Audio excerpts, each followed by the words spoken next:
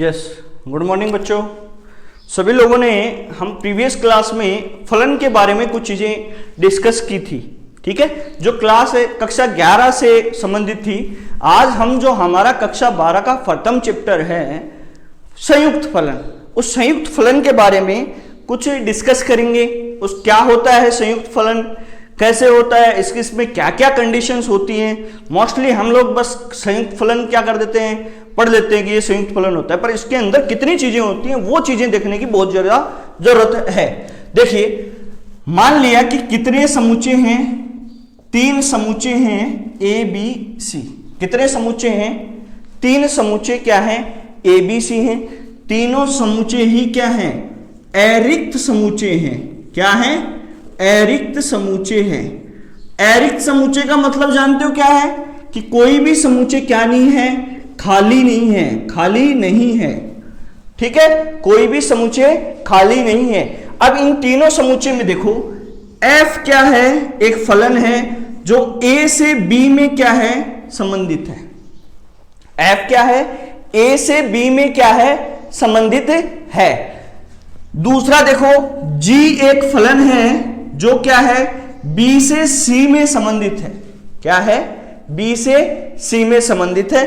तो इन तीनों फलनों, इन दोनों फलनों को देखो, मैं लिखूं, ये a है, ये b है और ये c है, ठीक है, ये a है, b है और c है। a से b में क्या है, f। क्या है, f। b से c में क्या है, g। क्या है, g, ठीक है। तो अब देखो, अगर मैं a से c में कोई फलन लिखूं, a से c में फलन लिखूं, तो वो फलन क्या कहलाएगा, a से c में मैं फलन लिखूं तो वो फलन क्या कहलाएगा, GOF। क्या कहलाएगा, GOF। अब यहां पे ध्यान देने वाली बात है, तो अगर मैंने ये डेफिनेशन लिख दी तो इसके आगे लिख दूंगा GOF एक फलन परिभाषित होगा जो क्या होगा, a से c में होगा। क्या होगा, a से c में होगा, ठीक है। ये बात सभी को समझ में आ गई होगी कि क्या है, GOF एक फलन है जो क्या है, a से c में परिभाषित है, ठीक है। अब यहां से एक चीज देखो, ये f का क्या है, f का प्रांत, ठीक है। यहां में b के जितने भी अवयव होंगे वो a से संबंधित होंगे, वो क्या होंगे, f का परिसर होगा या नहीं होगा, f का परिसर होगा। b क्या है, b क्या है, g का प्रांत है, और ये क्या है, g का परिसर, या क्या लिख सकते हैं, सहप्रांत या परिसर, ठीक है। यानी जितने अवयव मौजूद हैं जिनसे मिल रहा है उसको तो हम परिसर बोलेंगे, और टोटल अवयव हैं उनको क्या बोलेंगे, सहप्रांत बोलेंगे। अब एक चीज देखो कि इसमें जितने अवयव हैं, यानी f का परिसर है वो क्या होना चाहिए, g के प्रांत का उपसमुच्चय होना चाहिए। क्या होना चाहिए, f का परिसर, f का परिसर क्या होना चाहिए, उपसमुच्चय किसका होना चाहिए, g के प्रांत का होना चाहिए, तभी ये क्या होगा, परिभाषित होगा, नहीं तो ये परिभाषित नहीं होगा, ठीक है। अब देखो, बात समझ में आई, क्या है, संयुक्त फलन किसे कहेंगे, संयुक्त फलन किसे कहेंगे, ए बी सी क्या है, 3 अरिक्त समुच्चय हैं। कितने समुच्चय हैं, 3 अरिक्त समुच्चय हैं। तो 3 अरिक्त समुच्चयों में f क्या है, a से b में परिभाषित फलन। क्या है, a से b में परिभाषित फलन। g क्या है, b से c में परिभाषित फलन। g क्या है, b से c में परिभाषित फलन। तो GOF एक फलन होगा जो किसमें परिभाषित होगा, a और c में परिभाषित होगा। किसमें परिभाषित होगा, a और c में परिभाषित होगा। अगर हम इसको आगे देखते हैं, मैपिंग से देखते हैं, तो ये क्या है, a है, ये क्या है, b समुच्चय है, ये क्या है, c समुच्चय है। अपने क्या पढ़ा है, f क्या है, a से b में परिभाषित, g क्या है, b से c में परिभाषित, g क्या है, b से c में परिभाषित। अब देखो, ये तो क्या है, f का प्रांत है, ये क्या है, एफ का परिसर या सह प्रांत। तो हम लोग उन्हीं अवयव को ले रहे हैं जो क्या होते हैं, संबंधित हैं। संबंधित कौन से हैं, बी के अवयव, और उनको क्या बोलेंगे, एफ का परिसर। बी पूरा अवयव है, वो क्या है, जी का प्रांत है, और ये क्या है, जी का सह प्रांत या परिसर। तो हम लोग यहां से देखने से पता चल रहा है एफ का परिसर होगा वो जी के क्या होगा, प्रांत का उपसमुच्चय होगा। क्या होगा, उपसमुच्चय होगा। अभी मैं उदाहरण से आपको इसको और ज्यादा एक्सप्लेन कर दूंगा। ठीक है, ए से सी में एक क्या है, फलन है जो क्या है, जीओएफ है, और इस जीओएफ को ही हम लोग क्या बोलते हैं, संयुक्त फलन बोलते हैं। क्या बोलते हैं, संयुक्त फलन बोलते हैं। इसको ऐसे भी लिख सकते हैं, g of f x, g of f x. ठीक है, जी ऑफ एफ एक्स। ठीक है, ये हुआ। अब देखो, मैं 3 समुच्चय आपके पास ले लेता हूं। ठीक है, ये समुच्चय मतलब 1 2 3 4 हो गए। ये क्या हो गए, A B C D E, और ये क्या हुए, एक्स वाई जेड। ये ए है, ये बी है, और ये सी, ए बी सी है। देखिए, इसके समस्त अवयव हैं वो क्या होने चाहिए, इससे संबंधित होने चाहिए। ठीक है, ये वाला क्या होना चाहिए, कभी भी खाली नहीं होना चाहिए। क्या नहीं होना चाहिए, खाली होगा तो अब ये बताओ आगे जी का फलन बन सकता है क्या, नहीं बन सकता। तो 5वां अवयव और लेना पड़ेगा, और ये क्या है, इससे संबंधित है। क्या है, इससे संबंधित है। ठीक है, अब ए क्या है, वाई से है, बी क्या है, अक्ष से है, सी भी अक्ष से है, डी वाई से है, और ई जेड से है। ठीक है, ये तो क्या हो गया, एफ हो गया, और ये क्या हो गया, जी। एफ किस में परिभाषित है, ए से बी में, और बी जी किस में परिभाषित है, बी से सी में। किस में परिभाषित है, बी से सी में। तो अगर मैं एक फलन लिखूं जीओएफ, तो वो क्या होगा, 1 2 3 4 5, और ये क्या है, एक्स वाई जेड। अब देखो, एक किससे जुड़ रहा है, एक किससे संबंधित हो रहा है, यहां पे गया, फिर कहां पे आया, वाई पे, तो किससे हुआ, वाई से। 2 किससे हो रहा है, सी पे गया, सी किस पे गया, अक्ष पे, तो किससे हुआ, अक्ष से। 3 किससे जुड़ रहा है, 3 बी से, बी के बाद में किससे, अक्ष से, तो ये भी क्या हो गया, अक्ष से संबंधित हो गया। 4 डी से, डी और किससे हो गया, वाई से, 4 वाई से, 5 ई से, और ये जेड से। तो ये जो फलन बना है ये ए से सी है, ये क्या है, जीओ एफ। क्या है, जीओ एफ। ठीक है, बात समझ में आई होगी कि जीओएफ संयुक्त फलन क्या है, कि जब ए से बी में एक एफ फलन परिभाषित है, बी से सी में क्या है, जी फलन परिभाषित है, तो ए से सी में क्या होगा, जीओएफ यानी संयुक्त फलन परिभाषित होगा। और उसकी सबसे मेन कंडीशन क्या है, एफ का परिसर क्या होना चाहिए, जी के प्रांत का उपसमुच्चय होना चाहिए। क्या होना चाहिए, जी के प्रांत का उपसमुच्चय होना चाहिए। ठीक है, ये कंडीशन हम लोगों को याद रखनी है। ठीक है, अब आपकी किताब में दिए गए कुछ उदाहरण हैं, उदाहरणों से मैं स्टार्ट करता हूं और आगे हम बढ़ते चलेंगे। ठीक है, एक उदाहरण मैं आपको और बता देता हूं।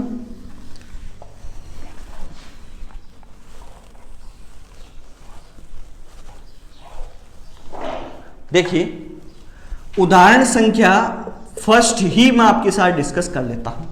क्या है, यदि ए क्या है, 1 2 3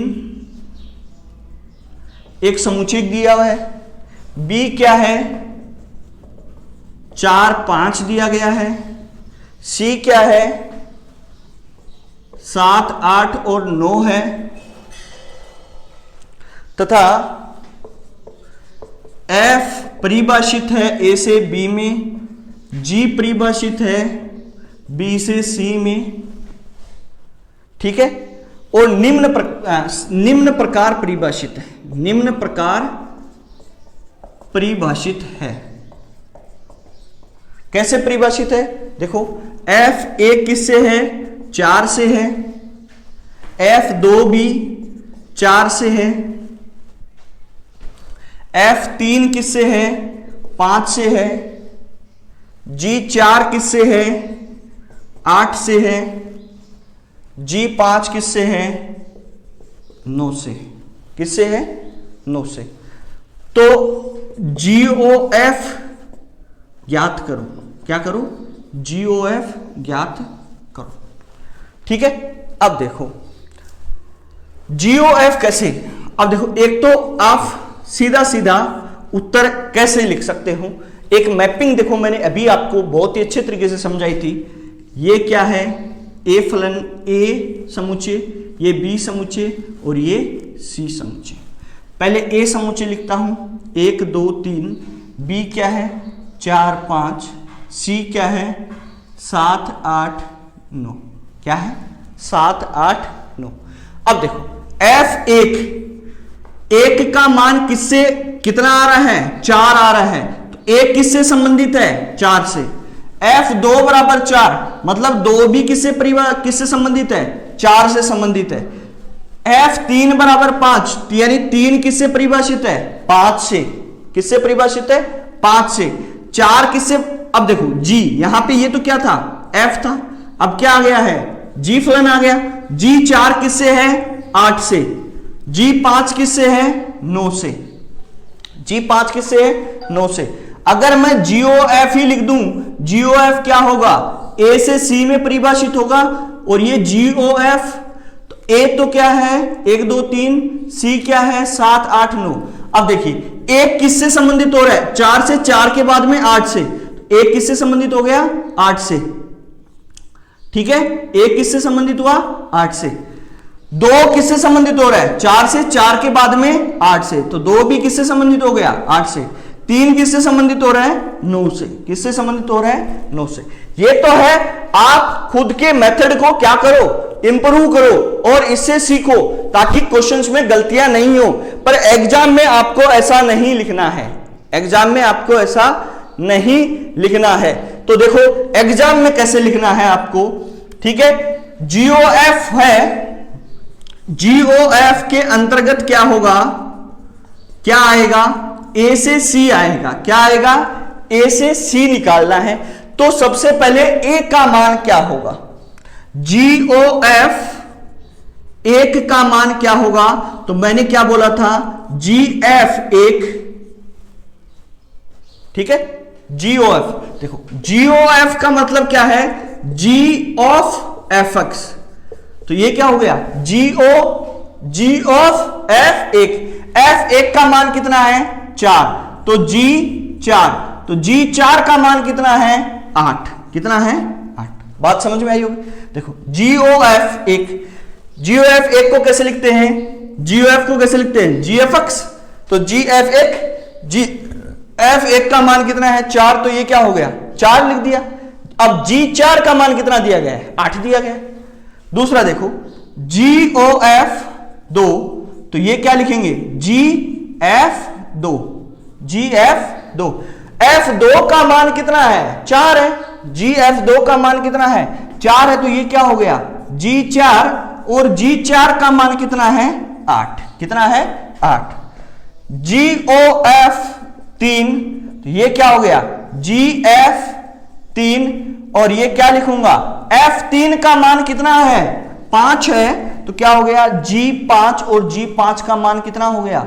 9। कितना हो गया? 9। ठीक है, तो ये बातें आपको मिल गई होंगी। इसको अगर मैं GOF फाइनल आंसर लिखूं तो कैसे लिख सकता हूं? GOF कैसे होगा?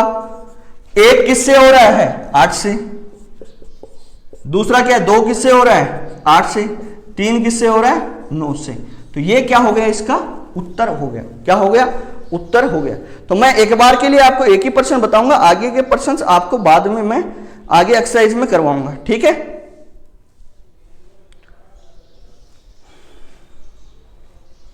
आगे देखिए क्या है। आज हम लोग लगभग क्या, जो आपकी थ्योरी दी गई है ना, थ्योरी को कवर करेंगे। थ्योरी कवर होने के बाद हम लोग क्वेश्चंस को करेंगे। एक क्वेश्चन तो मैंने आपको समझाने के लिए बताया है, तो आपको ये चीज समझ में आ गई होगी संयुक्त फलन कैसे निकालेंगे हम लोग। ठीक है, संयुक्त फलन को निकाला कैसे जाता है, ये बात आपको लोगों को सभी को समझ में आ गई होगी। आपके बुक के में एक सीधा सा पॉइंट दिया गया है, संयुक्त फलन है, संयुक्त फलन क्रम विनिमय गुणधर्म का पालन करना आवश्यक नहीं है। अब देखिए इस बात को जो आपको दिया गया है, इस बात को आपको लास्ट तक याद रखना है, क्योंकि ये बहुत ही काम का पॉइंट है आपके लिए, ठीक है। एग्जाम में इससे क्वेश्चन भी आ सकता है, ठीक है, और बड़ी बड़ी कंपटीशन एग्जाम्स में इससे क्वेश्चन पूछ लिया जाता है, ठीक है। हम मोस्टली इस पॉइंट को भूल जाते हैं कि पॉइंट दिया गया है और इसको हम छोड़ देते हैं, क्योंकि हम लोग सिर्फ और सिर्फ रेक्टिफिकेशन से काम नहीं चला सकते। जब तक शिक्षा का मतलब वही है कि आप लोग जो पढ़ रहे हो उसको एक्सप्लेन कर सकते हो या नहीं कर सकते, ठीक है। आपको वो चीज एक्चुअल में आती है या नहीं आती, नंबर मतलब एक नंबर का जितना आपने क्वेश्चन किया है उसका आपको पूरा नॉलेज होना चाहिए, ठीक है। ये है आपका पढ़ाई का तरीका होना चाहिए, ठीक है। अब देखो क्रम विनिमय गुणधर्म, क्रम विनिमय गुणधर्म क्या है, आप लोग ऐसे पढ़ते थे a प्लस बी है, ये किसके इक्वल होना चाहिए, b प्लस ए के भी इक्वल होना चाहिए, ये क्रम विनिमय था। a इंटू बी है, ये क्या होना चाहिए, b इंटू ए होना चाहिए, ये क्या है, क्रम विनिमय। इसी को क्या बोलते हैं, क्रम विनिमयता बोलते हैं। क्या बोलते हैं, क्रम विनिमयता बोलते हैं। तो अब एक चीज देखो, क्या ये संयुक्त फलन के लिए हो सकता है, क्या संयुक्त फलन के लिए हो सकता है क्या? जैसे GOF है वो क्या FOG के बराबर हो सकता है क्या, ठीक है।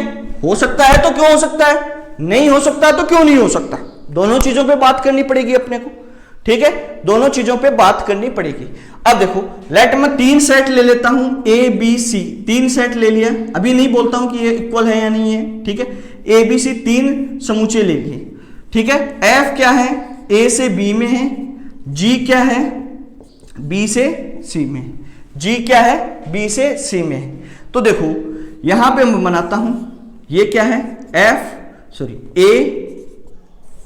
B C, A B C, ठीक है, 3 समुचे हो गए। हाँ ये क्या है, F है और ये क्या है, G है, ये क्या है, G है, ठीक है। तो सबसे पहली चीज आपको ये देखनी पड़ेगी, ये क्या है, 1 2 3 4 5 6 7 8, 1 4 से हो गया, 2 4 से, 3 5 से, 4 6, इससे 6 से हो गया और 5 8 से हो गया, ठीक है, ये हो गया है। अब एक चीज देखो, ये तो क्या बन गया, GOF परिभाषित है, GOF परिभाषित है। अगर मैं इसका उल्टा बनाऊं FOG कैसे होगा, ABC, ठीक है। FOG क्या होगा, GOF किससे है, A से C है, तो FOG क्या होगा, C से A होगा, C से A होगा। तो C से A पॉसिबल है क्या, देखो 1 2 3 4 5 6 7 8 9, देखो 6 किससे हो गया, 4 से, 8 किससे हो गया, 5 से, ठीक है। और ये क्या हो रहे हैं, 1 2 3 और 5, ठीक है, ये ऐसे होता जा रहा है। तो इसका मतलब क्या है, यहां पे तो देखो 7 ही क्या नहीं हो रहा है, 7 का ही क्या है, प्रतिबिंब मौजूद नहीं है, तो ये क्या नहीं है, फलन ही नहीं हुआ ये तो, ठीक है। तो जरूरी नहीं है कि क्या हो, कि ये पॉसिबल हो, ये आपको फलन मिले, ठीक है। तो इसका मीनिंग सीधा सा क्या है कि GOF परिभाषित है तो जरूरी नहीं है कि FOG भी परिभाषित हो, FOG परिभाषित हो, ठीक है। या इसको आप ऐसे लिख सकते हो, FOG परिभाषित है तो जरूरी नहीं है कि GOF भी क्या हो, परिभाषित हो, क्या हो, परिभाषित हो, ठीक है। आप लोग इन चीजों को लिख लीजिए, क्या क्या है एक बार नोट डाउन कर लीजिए, ठीक है।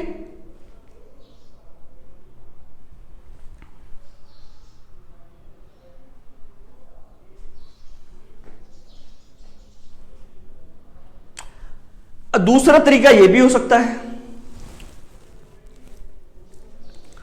दूसरा तरीका क्या हो सकता है कि एक चीज आप ऐसे लिख सकते हो कि देखो एफ का प्रांत है एफओजी में, सॉरी जीओएफ में, एफ का प्रेशर है वो क्या है, जी के प्रांत का उपसमुच्चय है। क्या है? जी के प्रांत का उपसमुच्चय है। ठीक है, एफ का प्रेशर क्या है, जी के प्रांत का उपसमुच्चय है। पर क्या ये विद्यमान है क्या कि एफओजी में ऐसा पॉसिबल हो सकता है क्या इसमें कि जी का प्रेशर है, जी का प्रेशर वो क्या हो, एफ के प्रांत का उपसमुच्चय, ऐसा पॉसिबल है क्या? ये देखो, यहां से देखो, ये क्या है, ए बी सी मिल रहा है, ये क्या है, इसका तो क्या है प्रेशर और इसका क्या है प्रांत। पर अब देखो ये तो प्रांत है और ये क्या है प्रेशर, इनको उल्टा लिखोगे A2C लिखोगे तो आपको पता चल जाएगा कि ये क्या नहीं है, उपसमुच्चय नहीं है। क्या नहीं है? उपसमुच्चय नहीं है। तो इन चीजों को आप करने के लिए क्या कर सकते हो, पहला बात तो आप लोगों को क्या करनी पड़ेगी, सबसे पहली कंडीशन तो इसको ऐसा सेटिस्फाई करने के लिए सबसे बड़ी सबसे पहला चीज तो आपके पास कई मौके ऐसे आएंगे जिनमें क्या हो, इस कंडीशन को सेटिस्फाई करने के लिए क्या मिले आपको, इस कंडीशन के लिए सेटिस्फाई करने के लिए A बराबर B बराबर C, ये तीनों ही समुच्चय क्या मिले, बराबर मिल जाए। ठीक है, तीनों ही समुच्चय क्या मिले आपको, बराबर मिल जाए। ठीक है, तो ये तीनों समुच्चय बराबर हैं। पर अब भी क्या लिख सकते हैं अपन कि अब भी आवश्यक नहीं है, अब भी आवश्यक नहीं है कि एफओजी बराबर क्या हो, जीओएफ हो, या जीओएफ बराबर क्या हो, एफओजी हो। ठीक है, इसको मैंने उससे भी बताया, आपको मैपिंग से भी बताया, तो मैं समझता हूं कि आप सभी लोगों को ये समझ में आई होगी बात। ठीक है, कि क्रम विनिमयता कैसे फाइंड आउट करते हैं।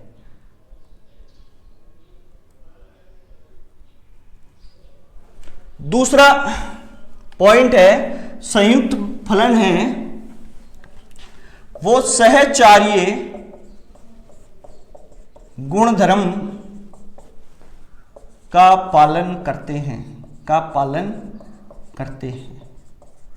ठीक है, संयुक्त फलन सहचार्य गुणधर्म का पालन करते हैं। ठीक है, कैसे? देखो, पहली बात तो सहचार्यता होती क्या है, सहचार्यता क्या होती है, जैसे ये तीन हैं A B C, इन तीनों का क्या है, गुणा किया जा रहा है, अलजेब्रिक चीजें हैं। ठीक है, A B C तीन अवयव हैं या तीन नंबर्स, इन तीनों का गुणा किया जा रहा है। मैं ऐसे कर लूं, A B का पहले गुणा कर दूं और A B के गुणा से क्या करूं, C को गुणा करूं। ये किसके बराबर हो जाए कि A और B C के गुणा को किससे गुणा करूं, A से। अगर ये तीनों क्या, ये कंडीशन सेटिस्फाई होती है तो इसको क्या बोलते हैं, सहचार्यता बोलते हैं। क्या बोलते हैं, सहचार्यता बोलते हैं। ठीक है, तो देखो कैसे, अब इसमें कैसे देखेंगे, कितने फलन चाहिए सहचार्य के लिए, कितनी चीजें चाहिए, तीन चीजें चाहिए, तीन चीजें चाहिए। मतलब ए बी का गुणा किया, सी से गुणा किया, तो वही चीज आनी चाहिए जो ए का गुणा क्या हो, बी सी के गुणा से हो, तो वही कंडीशन, वही सेम एलिमेंट आपको मिलता है, तो वो क्या है, सहचार्य गुणधर्म का पालन होता है। अदरवाइज ये सहचार्य गुणधर्म का पालन नहीं होता। ठीक है, तो हम लोग तीन फलन लिखते हैं, क्या क्या फलन, एक एफ फलन, जी फलन और एच फलन। क्या, एफ फलन, जी फलन और एच फलन। तो हम लोग क्या क्या बोलूं मैं कि ये कैसे कैसे हो सकते हैं। देखो, मैं एफ ऑफ जी है आपके पास, ओ एच है, उसको मैं ऐसे लिख दूं f of g o h. अगर ये दोनों चीजें बराबर हैं तो वो क्या है, सहचार्य गुणधर्म का पालन करते हैं। अदरवाइज ये सहचार्य गुणधर्म का पालन नहीं करते। क्या नहीं करते, सहचार्य गुणधर्म का पालन नहीं करते।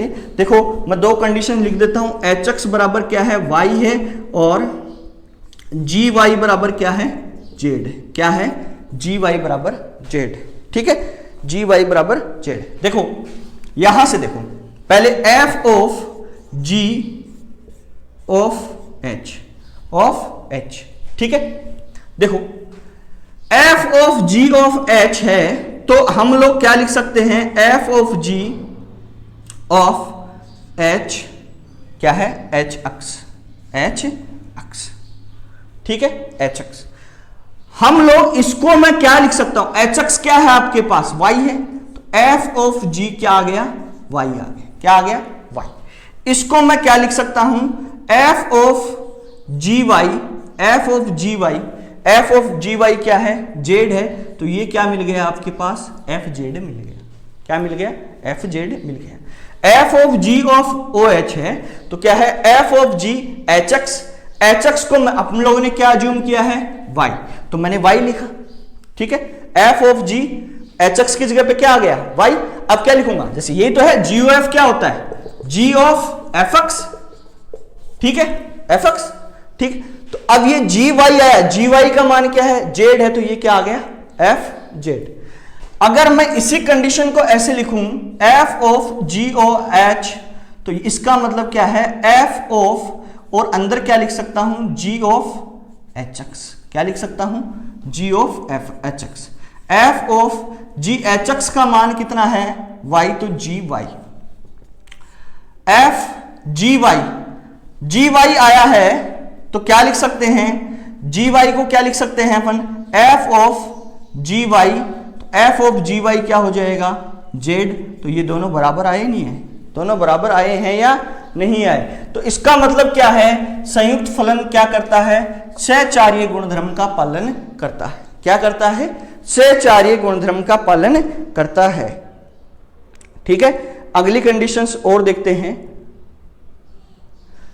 तीसरा कंडीशन क्या है, वो भी आपको दिमाग में रखना है, दो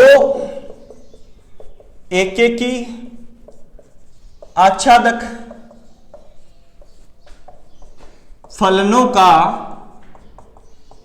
संयुक्त फलन भी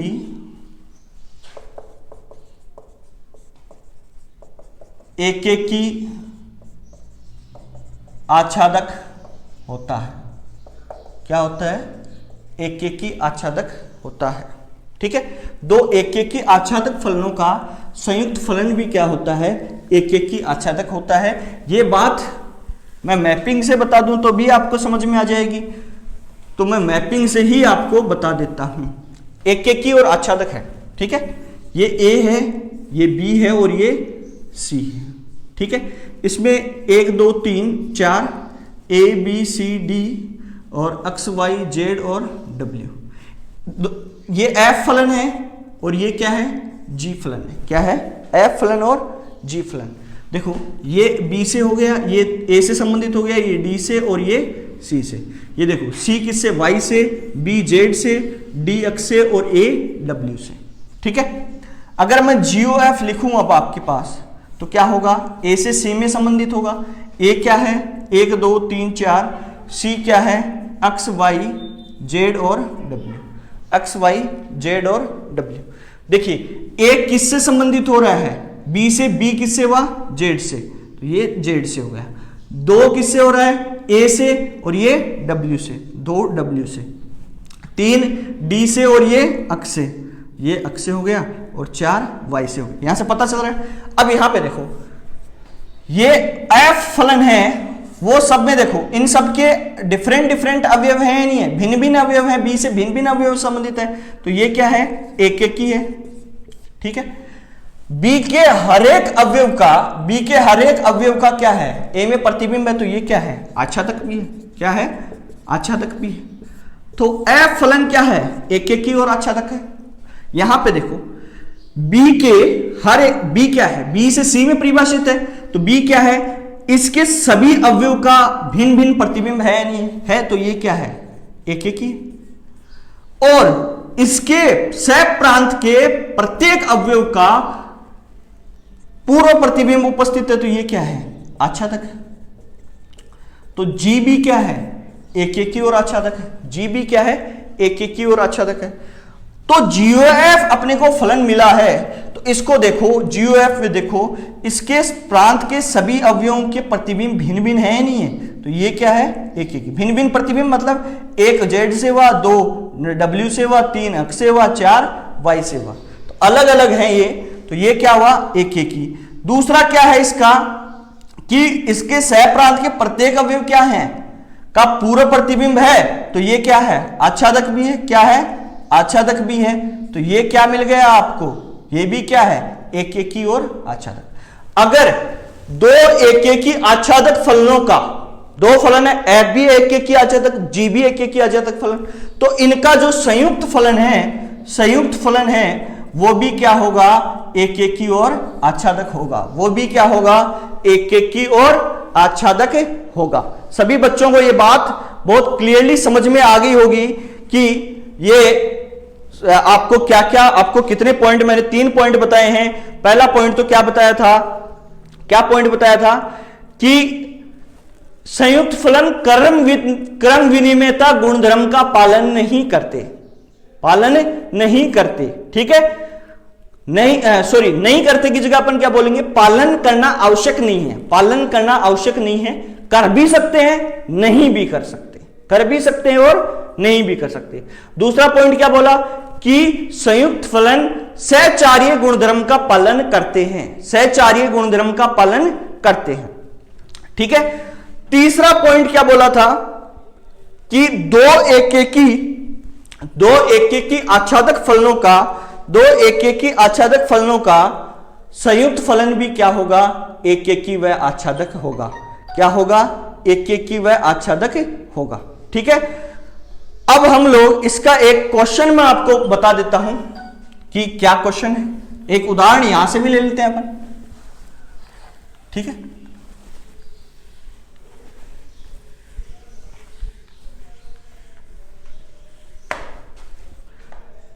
हाँ, यदि f R से R में परिभाषित है, R से R में परिभाषित है, fx इक्वल्स टू क्या है? x स्क्वायर है, तथा g R से R gx क्या है? 3x माइनस 1, तब f ऑफ gx तथा g ऑफ fx का मान ज्ञात कीजिए।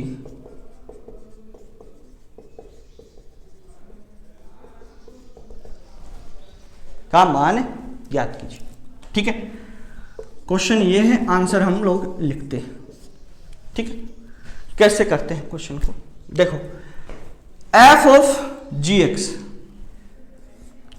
f ऑफ gx, तो देखो GOF लिखा था हमने, एक कंडीशन ये हमेशा याद रखनी, GOF।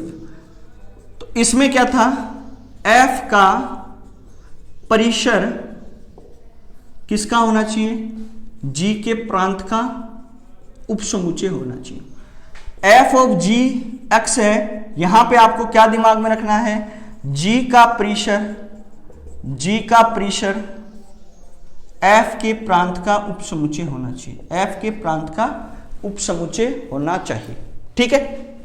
हाँ, अब देखो f ऑफ gx है, f ऑफ gx आपके पास, तो क्या मिलेगा आपको? f ऑफ gx है, तो देखो यहां पे g का प्रांत क्या है? सॉरी, g का परिसर क्या होगा? क्या होगा? r ही तो होगा। ये तो क्या है? g का प्रांत है, ये क्या है? सह प्रांत, f का प्रांत और ये सह प्रांत। ठीक है। f का प्रांत और सह प्रांत।